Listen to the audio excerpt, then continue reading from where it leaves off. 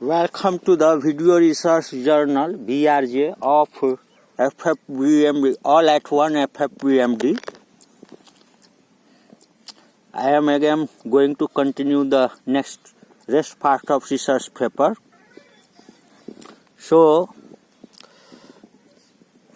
the device derived current was supplied with an Agilent 82115, a pulse generator set to yield 3 millisecond sequences at 333 Hz repetition rate, with each sequence consisting of 5 individual 30 microsecond sub-pulses at 3.3 kHz repetition rate.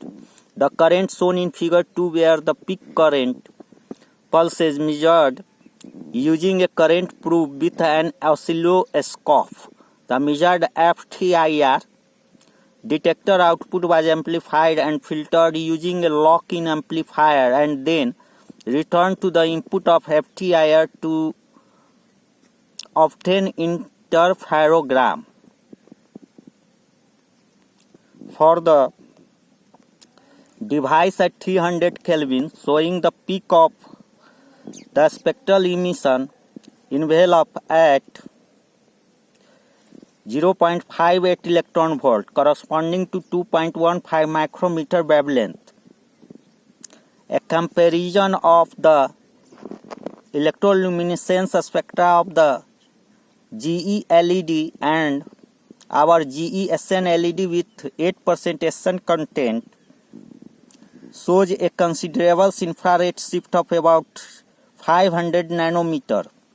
The electroluminescence intensity increases monotonically with derived current, with the little shift in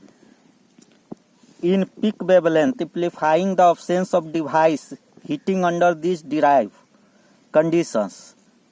The MAM peak is attributed to band gap transition as discussed next. Here is the FTIR interferogram obtained at 200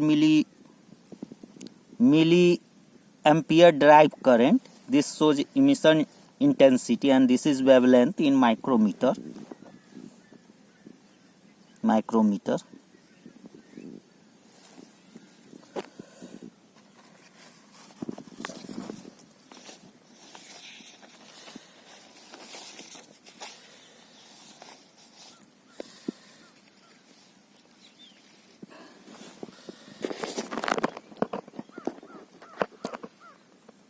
A high energy soldier around 2.0 micrometer or 0.63 electron volt was observed in most GE-SN electroluminescence spectra and from P-type GE samples, and may be accounted by the phonon-assisted transition involving the GE substrates, which has a higher band gap Eg than the GE 0.92 SN 0.08 and is a thicker region with more volume for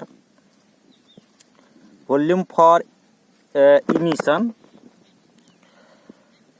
The power level of the electroluminescence spectral density curve was drawn from the emission curve of a recessed cone black body radiator, accounting for the geometry and alignment of the sample and the FTIR optics, giving the result in figure 4. Total integrated power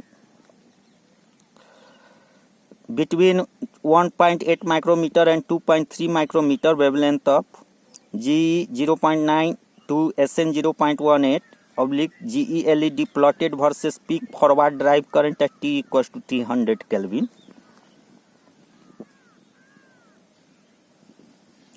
The GE 0.92 SN 0.08 diode total emission power increased somewhat sublinearly with peak current at room temperature.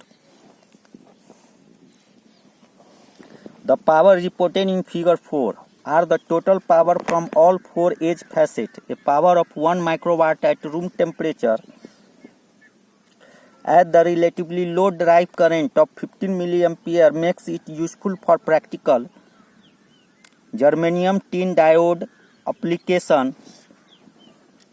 Figure 5 shows electroluminescence intensity as a function of photon energy for different temperature at 50 mA peak current.